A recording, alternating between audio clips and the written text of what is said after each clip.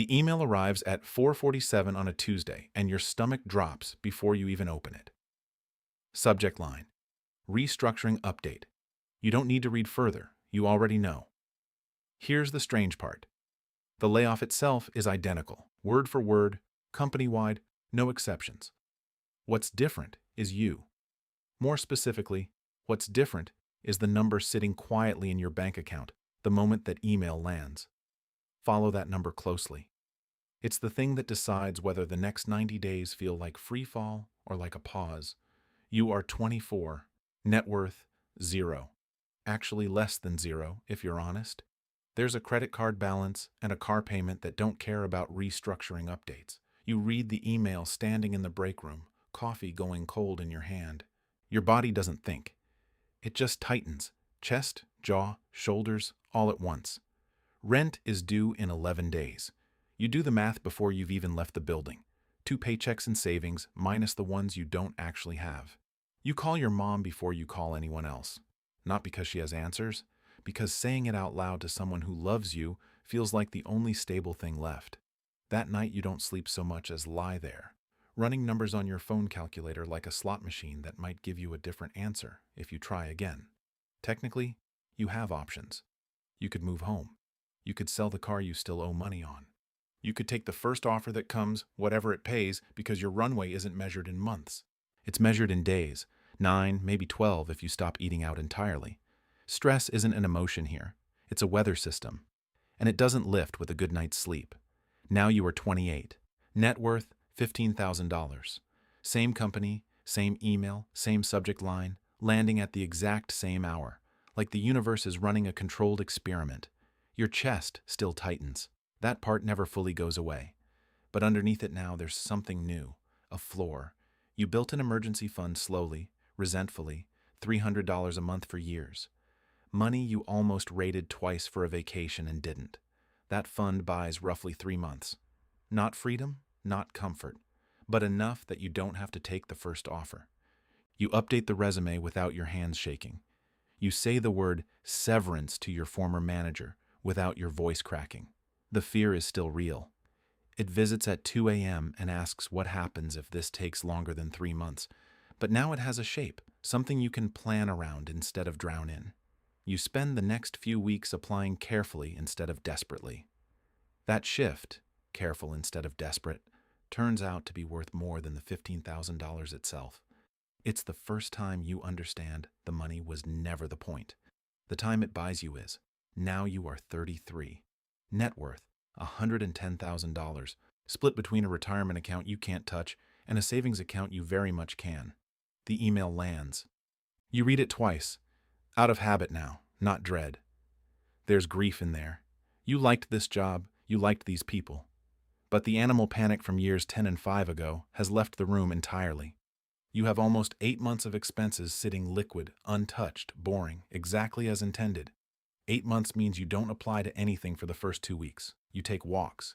You have real conversations about real next steps instead of firing off applications like a man bailing water out of a sinking boat. You even consider seriously whether you want this same job again or something you've been quietly curious about for years. This is the first checkpoint where the layoff stops being purely a crisis. It becomes an intersection, something you didn't choose, but something you're allowed to think through instead of just survive. The stress is real. But now it's the stress of a decision, not the stress of a threat. Now you are 39. Net worth, $260,000. The email lands on the same Tuesday, same hour. You close your laptop calmly and go make tea before responding to anyone. You have close to 16 months of runway, and you know the number cold. You check it the way you'd check the weather, not out of anxiety but out of habit. Something unexpected shows up. A flicker of relief. Not because you wanted to lose the job, you didn't. But for the first time, a layoff feels less like something happening to you and more like a chapter break you have some authority over. You spend a month doing nothing that resembles a job search. You read. You do school pickup for the first time in years. And you finally ask a question you've never had the safety to ask before. Do I even want to go back to this industry? This version of you negotiates severance instead of accepting it, because you can walk away from the table if it doesn't feel right. and everyone across from you can tell. That's the quiet power nobody explains about money. It's not what it buys. It's the leverage it hands you in rooms where you used to have none. Now you are 46. Net worth $530,000. The email lands, and for a second you almost laugh. Not because it's funny, but because your body doesn't know how to generate the panic it once produced on command. You have well over 2 years of runway without touching a single invested dollar. If you allowed yourself to dip into the investments too, the math stops feeling like a countdown and starts feeling like a horizon. You close the laptop. You go for a run. You call your partner, not in a panic, but almost casually. Hey, so I've got some news, but I think we're going to be okay. And you believe it because you've run this math 100 times in your head, never actually needing it until now. You take the severance. You take the summer. And for the first time, you're not asking, what job can I get? You're asking what you actually want your next chapter to look like. The stress hasn't vanished. You're still human. This is still an ending. But it has transformed from a threat into a decision. Same event. 5 different amounts of fear. And the fear scales down not because the person got smarter or luckier, but because the runway got longer. Here's the part that actually matters, though. Because if you swapped a few details, this whole story would flip. Picture the person with $500,000 also carrying an $8,000 a month lifestyle. The bigger mortgage, 2 car payments, private school tuition, club dues that felt reasonable when the paycheck was steady. Suddenly, that $500,000 net worth doesn't buy 2 years. It buys 5 months, maybe 6. The number was never the whole story. It was always the number divided by the burn. Now flip it. Picture the 24-year-old with nothing in savings but almost no fixed expenses either. Still eating rice and eggs, still splitting rent 3 ways. Give that person $10,000 and suddenly they've got 8, 9, 10 months of runway. Longer than people earning triple their salary with triple their obligations. Net worth is the headline. Runway is the actual story. It's the ratio nobody puts on a t-shirt. How many months can you survive, unbothered, before you have to say yes to something you don't want? This is the turning point, if it were a movie. The moment the music drops and you realize the number climbing in the corner of the screen was never really the goal. It was always a stand-in for something else. Choice. Every version of you in this story wanted the same thing when that email landed.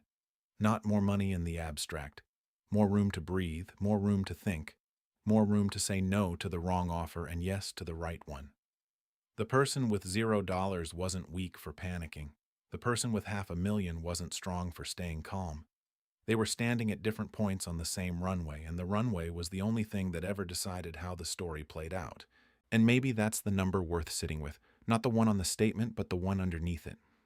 How many months of breathing room exist between an ordinary Tuesday and the next unexpected email? Because the version of every person in this story with the most peace wasn't necessarily the richest one. It was the one whose life and whose number had finally grown into proportion with each other. Enough saved, enough understood, enough room built in before the bad news arrived. That gap between the emergency and the runway built to meet it is the only net worth that ever really counts. The email is coming, eventually, for almost everyone in one form or another. Sometimes it's a layoff. Sometimes it's a diagnosis, a downturn, a slow gray Tuesday where everything changes quietly instead of all at once. Nobody gets to choose the day it arrives. But every single day before it does, the runway is still being built. One choice at a time, whether anyone's watching or not. That's the whole story. That's the only chart that ever really matters.